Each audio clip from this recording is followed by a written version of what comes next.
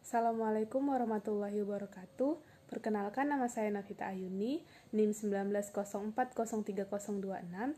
Saya dari kelas A, Teknik Industri, Fakultas Teknik Universitas Sumatera Utara. Di sini saya akan menjelaskan mengenai perencanaan terpadu yang telah saya rangkum dalam PPT yang saya buat. Berikut penjelasannya. Nah, yang pertama, kita akan membahas pengertian perencanaan terpadu.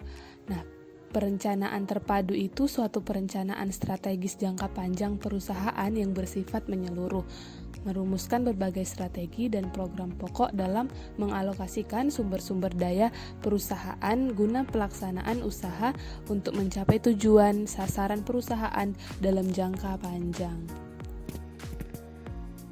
Perumusan yang terkandung dalam perencanaan terpadu itu ada 3, yaitu kemana perusahaan akan diarahkan, bagaimana situasi yang dihadapi perusahaan, dan bagaimana perusahaan dapat sampai ke tujuannya. Nah, kemudian ciri-ciri perencanaan terpadu. Ciri-ciri suatu perusahaan terpadu itu ada 4. Yang pertama, titik tolak penyusunannya adalah perusahaan sebagai keseluruhan. Kemudian dampak dari kegiatan yang direncanakan bersifat menyeluruh. Kemudian usaha memahami berbagai kekuatan yang mempengaruhi perkembangan perusahaan. Nah, yang terakhir bersifat realistis dan relevan dengan lingkungan. Nah, kemudian, apa sih pentingnya perencanaan terpadu itu? Nah, pada intinya, perencanaan itu dibuat sebagai upaya untuk merumuskan apa yang sesungguhnya ingin dicapai oleh sebuah organisasi atau perusahaan, serta bagaimana sesuatu yang ingin dicapai itu dapat diwujudkan melalui serangkaian rumusan rencana kegiatan tertentu. Nah, berikutnya ada konsep perencanaan terpadu.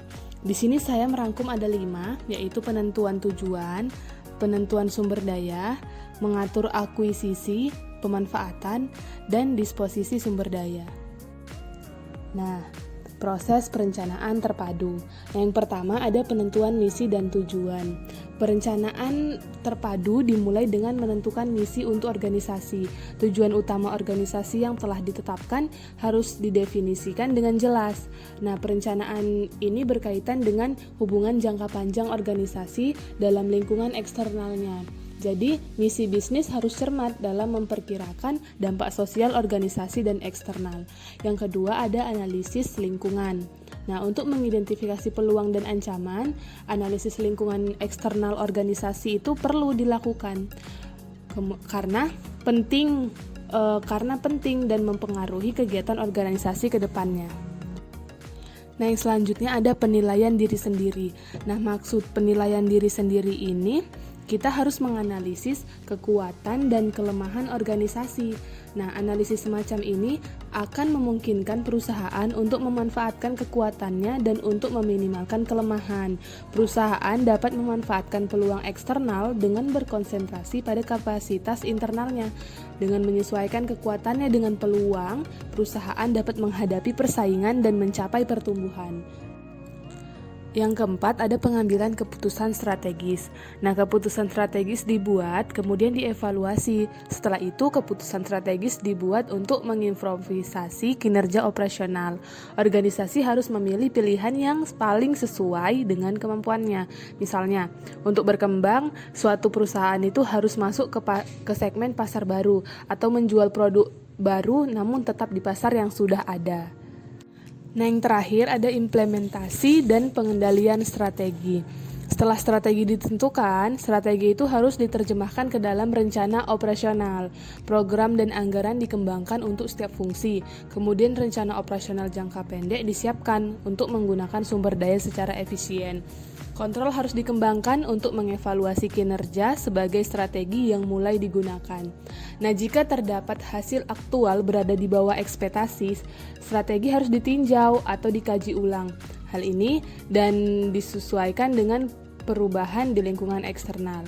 Nah, sebagai salah satu perencanaan strategis, penting juga dalam suatu organisasi itu memiliki sistem pencatatan keuangan dan akuntansi yang baik. Bisa dipastikan jika alur pencatatan keuangan dalam suatu organisasi itu tidak baik, maka organisasi atau bisnis tersebut tidak akan bertahan lama. Itulah pembahasan mengenai proses perencanaan terpadu. Nah, selanjutnya kita akan membahas mengenai alat bantu bagi perencanaan. Di sini saya menyimpulkan ada 3 alat bantu bagi perencanaan. Yang pertama ada perencanaan dengan flowchart. Flowchart ini adalah model grafis yang menunjukkan model sistem yang menggambarkan kejadian yang berkesinambungan. Nah, di sini tertera contoh dari flowchart. Yang kedua, ada penjadwalan melalui Gantt chart. Nah, ini membantu manajer untuk dapat mengatur melalui proses penjadwalan, sehingga secara sederhana Gantt chart dapat diartikan teknik penjadwalan secara grafis atas berbagai rencana kegiatan. Nah, ini contoh dari Gantt chart. Kemudian yang terakhir ada perencanaan dengan jaringan PERT atau PERT network. Nah, ini merupakan alat bantu perencanaan melalui penjadwalan dan penggambaran rencana kerja secara kronologis dan berkelanjutan bagi pekerjaan yang sifatnya tidak rutin, berskala besar maupun kompleks. Nah, berikut contoh dari PERT network. Nah, itulah tadi penjelasan mengenai perencanaan terpadu. Semoga bermanfaat. Lebih kurang saya mohon maaf. Terima kasih. Assalamualaikum warahmatullahi wabarakatuh.